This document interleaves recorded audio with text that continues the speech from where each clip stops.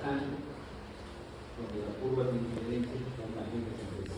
Entonces, eso significa cuando las relaciones marginales de sustitución son iguales. ¿Cierto? Bueno, evidentemente para eso partimos, como lo ven en el gráfico, de que las preferencias son regulares, son complejas, armónicas, etc. Como les decía, después vamos a ver los casos especiales, por ejemplo, cuando son bienes sustitutos perfectos, cuando son complementarios perfectos, etc. Entonces, ahí hay casos particulares, o cuando uno de los bienes es neutral, ¿no es cierto? Es decir, mayor o menor cantidad de ese bien no afecta la utilidad, ese es un bien neutral, o neutro, ¿no es cierto? Y por lo tanto el bienestar solamente dependerá de los bienes. Bueno, son casos particulares, pero el caso genérico es el que vemos en el gráfico. Las curvas de indiferencia deben ser tangentes entre sí. Es decir, estos igualan las relaciones marginales de sustitución. Ahora, lo que estamos encontrando, un poco volviendo a recordar el proceso, ¿no? Estamos empezando por identificar las situaciones Pareto eficientes, ¿no es cierto? Una economía de intercambio puro, solamente consumidores, no estamos considerando la parte productiva. Si lo hiciéramos, tendríamos que ver mercados de factores de producción, por ejemplo, procesos que están atelados temporalmente. Y en ese contexto de una economía de puros consumidores, el problema en qué consiste? Consiste en identificar aquellas situaciones que van a representar un óptimo de Pareto. Para ser más sencillo, estamos buscando, ¿no es cierto?, el óptimo de Pareto. Ese es el objetivo, ¿correcto? Ya lo hemos formalizado, ¿no es cierto?, lo hemos definido de una manera un poquito formal, si se quiere, el día de ayer, ¿correcto? Bueno, en términos simples, entonces, para llegar al óptimo de Pareto, se deben igualar las relaciones marginales de sustitución. Y ahí están las distintas interpretaciones, ¿no es cierto?, que yo les mencioné ayer.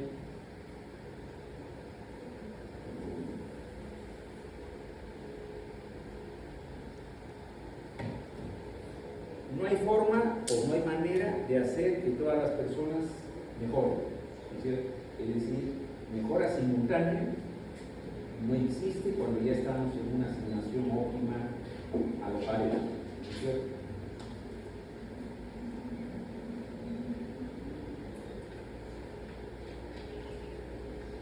Por ejemplo, un poco recordando, saliendo por un momento de los límites de la carta, simplemente esto, recordando cuál es el punto de inicio del intercambio.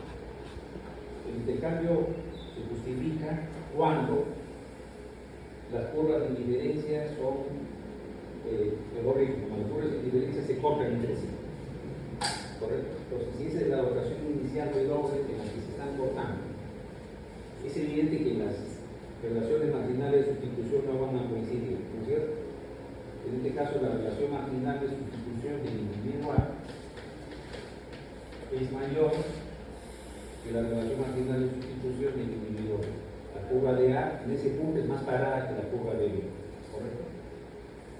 La curva roja es la utilidad de B. Ok. Entonces, si no estamos en el óptimo de Pareto, ¿qué puede ocurrir? Puede ocurrir, ya para llegar a las situaciones un poco simplificando, ¿no es cierto?, que son óptimas de Pareto. Como yo le decía, podemos ir alternativamente, por ejemplo, a una asignación como A. ¿Eso qué significará? Significará que el individuo A mantiene su utilidad, es decir, no va a perder. Pero ¿quién va a ganar? Gana el individuo B, porque va a alcanzar una utilidad mayor, ¿correcto? Ya que tenía un B', ahora va a tener un B segundo. Entonces, al pasar al óptimo A, gana B sin que pierda A. hasta manteniendo su nivel de bienestar. Puede suceder al revés. Podemos ir a un punto o a una asignación como C. Ahora es al revés, ¿no es cierto? Porque en la asignación C, por ser un óptimo de Pareto, ahí las curvas son tangentes entre sí, ¿no es cierto? La utilidad de A aumentará de UA' a UA segunda, es decir, mejora A sin que empeore B. B está manteniendo su nivel de utilidad inicial. Esos son los casos en que uno gana sin que el otro pierda. O puede ocurrir que ambos mejoren, ¿no es cierto? Por ejemplo, un punto como D. Ahí los dos están evidentemente obteniendo un mayor nivel de bienestar. Pero, una vez que llegamos a alguno de esos puntos óptimos, ¿no es cierto? Si abandonamos las situaciones óptimas, es decir, si salimos de este segmento AC, entonces ocurre que alguien gana a costa del otro, ¿no es cierto? O incluso puede suceder que ambos pierdan. Si ustedes se fijan por un momento con detalle, ¿no es cierto? Lo que caracteriza, como les digo, estamos saliendo de los límites de la caja, nos hemos olvidado por un momento de la caja como tal para examinar las curvas de individuales. Pero podemos reconocer con toda facilidad aquellas situaciones en las que si salimos del punto óptimo, ¿no es cierto?, vamos a caer en una situación de perjuicio total, en que ambos pierden. Y obviamente eso ocurrirá, por ejemplo, si nos situamos, vamos a alargar esto un poquito más, si nos situamos en alguna de estas zonas, ¿no es cierto?, que están por debajo, ¿se dan cuenta?, de las curvas de indiferencia iniciales. Vamos a suponer un punto como Z, una asignación como Z. Imagínense que la pizarra sea la caja, para entender un poquito mejor. La pizarra es la caja. O sea, Z es una asignación viable. Ya hacemos reconocer eso, ¿no es cierto? Dentro de la caja tenemos asignaciones viables. Fuera de la caja, no viables. Entonces, una asignación que está en este lado de esta pared ya no es viable. No está en la pizarra. Cualquier asignación que esté por el reloj, lo mismo, ya no es viable. La pizarra, en este caso, sería la caja. Z está dentro de la caja, pero es una situación, si lo comparamos con algunos de estos puntos óptimos, en la que ambos pierden, ¿correcto? Esa es una de las consecuencias de salir del óptimo. Entonces, si llegamos al óptimo, por lo tanto, no hay manera de hacer que todos mejoren. Al contrario, podemos también recaer, por así decirlo, retroceder, de tal forma que todos estén perdiendo. Ambos pierden, ¿no es cierto?, si pasamos a una asignación como Z.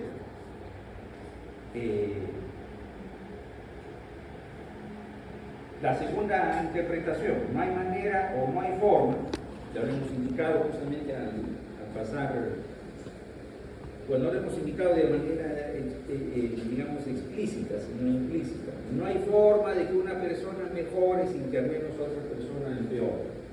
Realmente, estamos en un punto cualquiera de este segmento, pero vamos a suponer que nos dirigimos,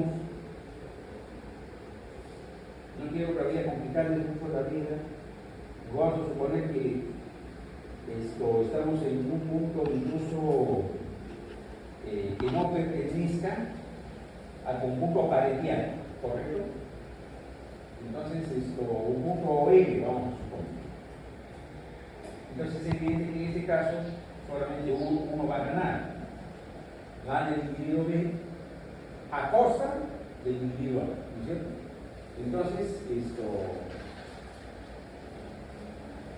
justamente al abandonar el óptimo está ocurriendo esta situación de pérdida. Por eso decimos, no hay manera de que alguien mejore sin que por lo menos otra persona empeore.